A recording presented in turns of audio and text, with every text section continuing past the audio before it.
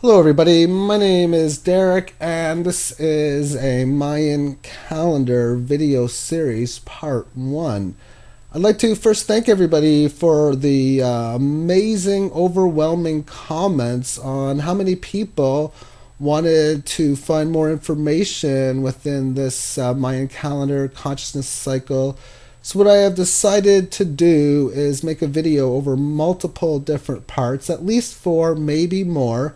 The first part will be about the introduction to the Mayan calendar, the different levels of consciousness that it has. The second part will be the mathematics on the Mayan calendar and creating a spreadsheet of this nature with a step-by-step approach.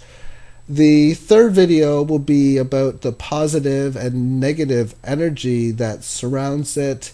And the final video will be a question and answer section. So if you have any questions on any of these parts, please write them on the comment section below, and I will get to as many of them as I can on the final part. I don't know if I will do anything else within it, so if you have any ideas of something within the Mayan calendar you want me to talk about also, please mention that also, and I can put that on a potential part 4 or part 5 within this video series.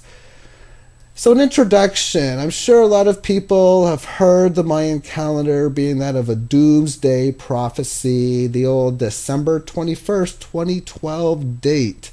And there's a lot of misconceptions within the Mayan calendar, and I'll talk more about the doomsday at the end of this part, but quite frankly, the Mayan calendar is more about consciousness, its levels of consciousness that it contains.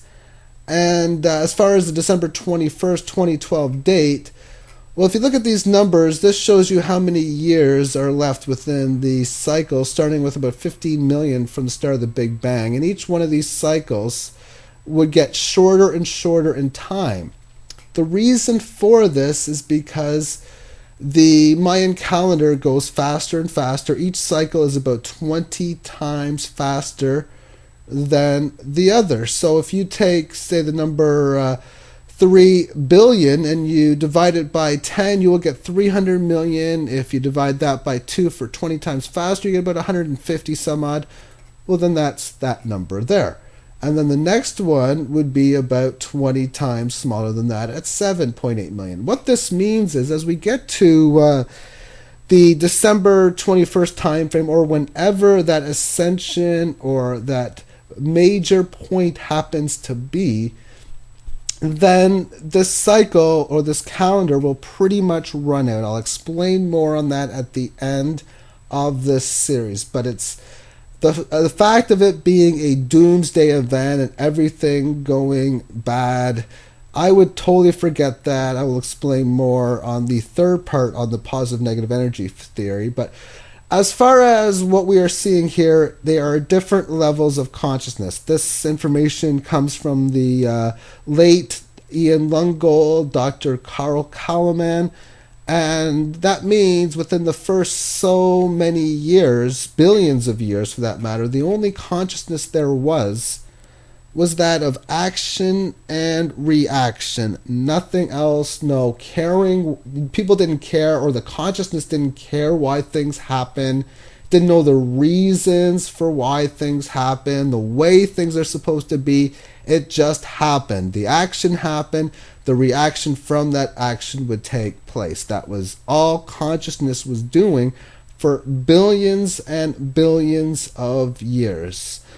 And within this time frame, we had the creation of the stars, space, planets, and we had the start of the Earth about 4.5 billion years ago. That's also when the sun was born. We had all of our planets, and the second cycle is the mammalian cycle. This consciousness brought in stimulus response. So before, it was just action and reaction. So this consciousness would have the availability to respond to whatever the actions were, respond to the reactions, and This happened when animals came on our planet, many different kind of reptiles and different animals would appear. The plant kingdom, so many different trees and plants, sexual polarity. And the next cycle that came into play was the consciousness of stimulus individual response, pretty much starting around 40 million years ago. This is when monkeys and primates come into our planet and color vision appears, the I can't pronounce that. These were the first original form cavemen. They were able to walk and use the basic form of tools within this time frame. Now, as far as consciousness goes within this cycle, or within these cycles, you can see how there's 13 numbers on each one. Roughly around the halfway point of each cycle, which is around here, that's when this consciousness would override the previous one. So in the first little while here, the consciousness field would still have stimulus response as the major cycle, while stimulus individual response would be coming in. That's pretty much how it works. And when you get to the later part of these cycles, now stimulus individual response is in. That means stimulus response is becoming more and more of a memory.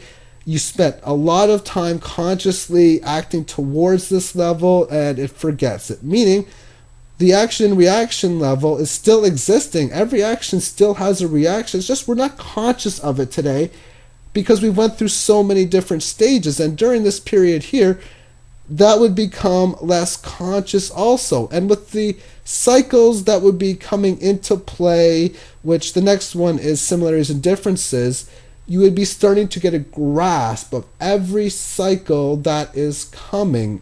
Therefore, during this period in here, you have a major in individual response, a minor in stimulus response, and a minor in similarities and differences, which is the next consciousness. And that next consciousness field started at around 2 million years ago. That's when we are, and that's where these older beings became cavemen, part of the evolution on how everything changes. Because when you go through each one of these cycles, you're going to get massive changes on the completion of each cycle. Within this, we have humans, cavemen. It's the evolution of the mind, and similarities and differences gives you the availability to make decision on things rather than reacting to them or responding to them, because we had the field of action reaction. We had a stimulus response and then an individual response. And what's the difference between a stimulus response and an individual response? Have you ever seen outside maybe around 1,000, 500, whatever, a large amount of birds, and you notice that they all fly together. They all land in the same spots. They all fly in perfect motion. That's because it's a difference between a family and a herd, the recognition of others. When you look at, say, traffic jams within highways, we have many humans trying to get to their destinations where the birds could do it in such an amazing manner with the stimulus response. But when you do stimulus individual response, that means you have more towards the I, the me, or the recognition of the you as different from yourself. So when we get to the middle part of the cycle here, roughly about 500,000 years ago, we have so many different cavemen on this planet that know they are completely different from the other humans, other cavemen, and they have a consciousness of similarities, differences, trying to find out the differences between, say, I don't know, the differences between sun and darkness. They're able to figure it out. Now, that was something that was very easy, so that would have been one of the earlier things they were able to figure out. Meaning, back here, Similarity and differences is consciously within us, but at a lower rate. And basically it just tells us within each cycle which is the majority for consciousness. The next cycle was the regional cycle, and that was about reasons, the reason for doing things. Because now we have figured out the similarities and differences and everything. Now that we know all of these differences, we can now find the reasons for the most basic of different things. We know the reasons why we gotta eat. We need to survive. Those were things people would have been thinking around that time. We have spoken language, which is the big phenomenon that goes within this cycle. The cavemen at this point are becoming a heck of a lot more advanced. We can notice a big difference through science on the evolution of humans within this period as a lot more advanced than they were back in these days in here. Now, this cycle ended as part of her story. And what this means is the first cycle, which is everything from Big Bang up to this period here, is all about nurturing and support. And we can see here that the next one is going to be his story, which is all about production. And ironically enough, this happens roughly around 5,000 years before Ascension, or about 3,000 years ago. This is when the Bible states Adam and Eve comes into play. That's when they said the world started. And they are right as far as his story starting. And this next cycle brought in the Great Cycle, and the first part of it was that for rules and law. This is where we went from being able to speak to being able to write things down. We have major construction, religion, science. We are organized in nations. We are coming together because we know what is different from each other. We know more about the earth. We know a lot of different reasons. Because we know the reasons for things, we are able to make the rules. You can't make rules unless you know why, the reason why things exist, the reason why it is. For example, we'll take a look at the Bible where they talk about 10 commandments. Those would be within this cycle because it was the rules cycle. And the reason why I said reason was because of a reason cycle, but the reason for this was because they understood that when people do stuff like, well, murdering people, all of those commandments, it is very detrimental and hurtful. So they made rules, and that's why it came into play. Now, when we move to the next cycle, this one is the Planetary Cycle, and it is all about power, the production and consolidation of power. When we talk about power, that means power in all aspects, being able to do stuff like make amazing music because you have that power to do so. Make massive buildings, massive cities, make massive rules for that matter. You have the power to be able to do it. We take a look at how our planet has transformed or evolved over the last few centuries. We can now see cities in New York and Los Angeles that have skyscrapers 1 million feet high, it seems. We have so much that we have produced during this cycle because of power. And power is used to build wealth, riches, cities become bigger, and the population rises. That would happen within power. And this is where we become consumers. You see, a caveman, no, they weren't consumers. No, they probably still had a barter system. They were very lowly evolved at the time because they didn't know as much as we do today, just as we don't know as much people the future will know because we're going through this everlasting change of cycles. So what this means is we're at this midway point here. We have a major in power, a minor in the previous cycle of law, and every single one of these previous cycles is extremely minor now, because how often are you conscious for the action and reaction that takes place? Or how often are you conscious that you responded to something? No, not often whatsoever. And that means the majority of the people were conscious on the power at this point, which is why everything produced such amazing things. But a minor was in ethics at this point here because it was the next cycle. That's why people didn't care so much about selling products that were evil, because power was more within their consciousness of doing what was right and wrong. And this is the cycle we are in now. We are now pretty much past the halfway point of this cycle, or at the halfway point, which means ethics is going to override power. And when this is the case, that means we are still going to have power.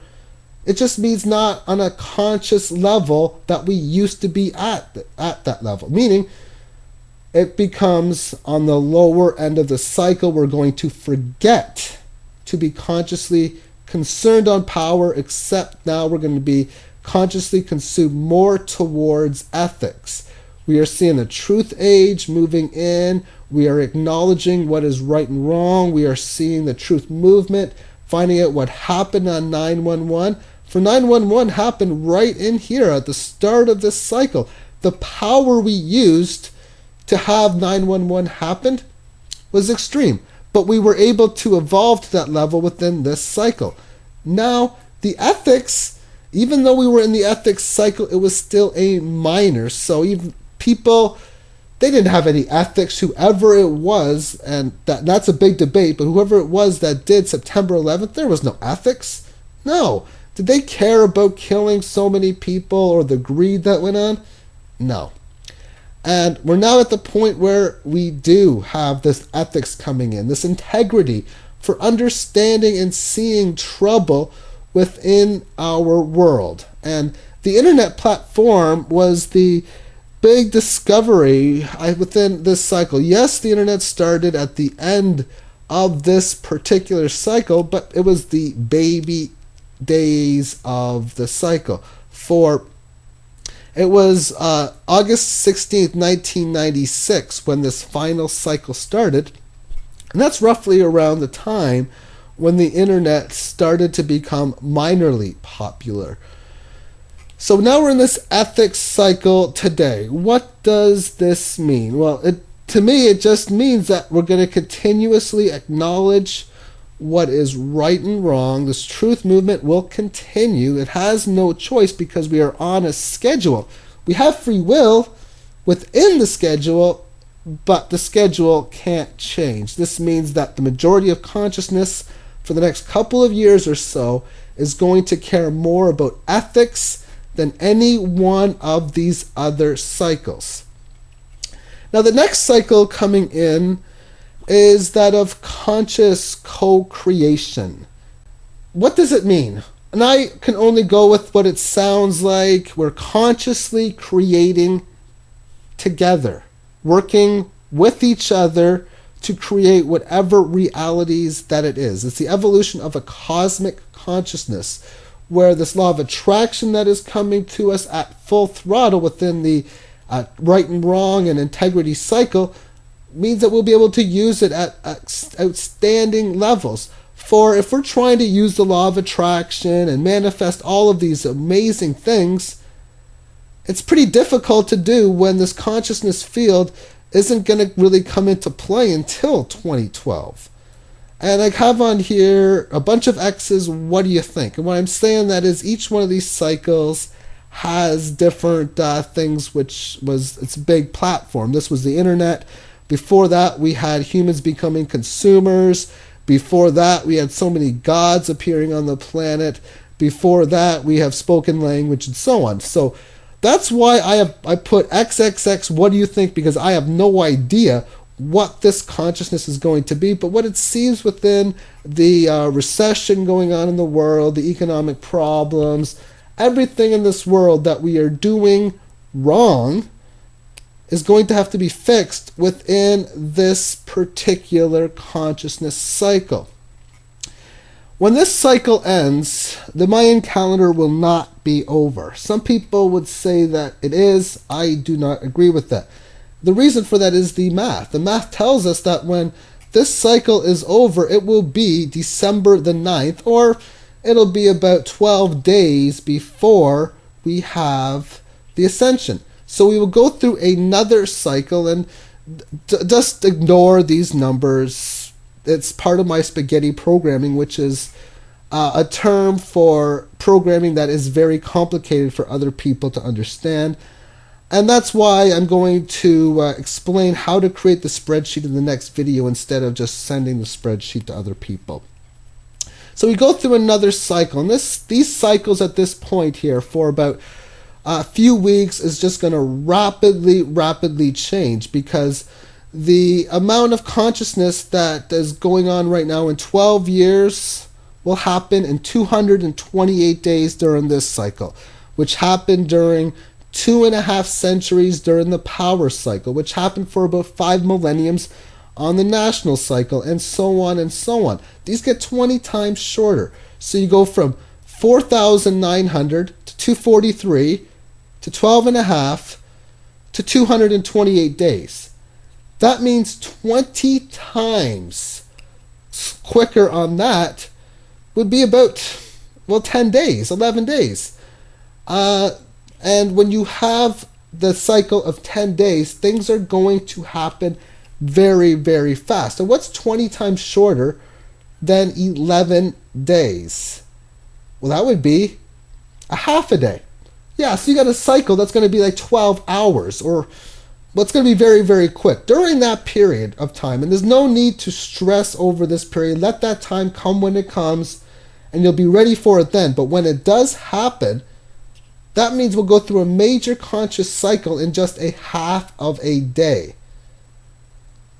And then we take that half of a day, or 12 hours, and divide that by 20, and you're going to get under a half of an hour, meaning like 20 or 30 minutes. And I'll explain that in part 2 for the next cycle. And that's when you get to the ascension process. Things will get extremely powerful or extremely heavy at that point, but we'll just see at that point when it comes what will manifest.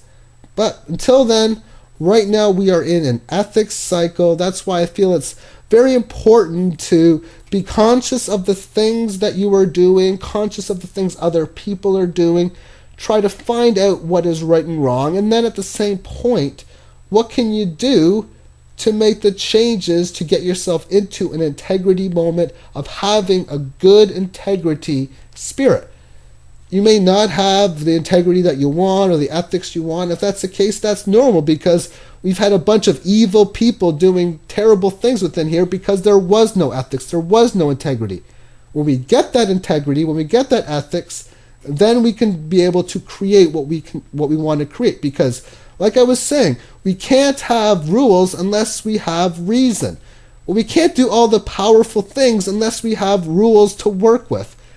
Just like we can't have an ethical movement, we can't have ethics until we have the availability to have the power within us, and we can't have 7 billion humans co-creating all of the stuff we want to unless we have some ethics, or else it would be the end of the world. And it may seem when we get to this cycle 10, which is just so fast that it's going to be the end of the world, and it may seem like it, but like I say, we are on a schedule of consciousness. We have free will within it, but we have no choice but to work within the schedule. So things will get intense then, and things will keep getting more and more intense. So then what happens when it gets to the very end of the cycle? Myself, it seems as if that we are going to switch over, and this is only a guess, a theory, or a guesstimate, that when this thing completes, we go through all of these stages, and then we go back. So as things right now work 20 times faster, it feels that time is speeding up, That means after ascension, things should be moving slower and it feels as if time is slowing down. At least, so my theory goes. Thank you for watching part 1 of this video. Remember, in part 2, I will be explaining how to create this spreadsheet within your spreadsheet program and how the mathematics within this works. Please rate and comment to this video and have yourself a magnificent day. Bye-bye, everyone.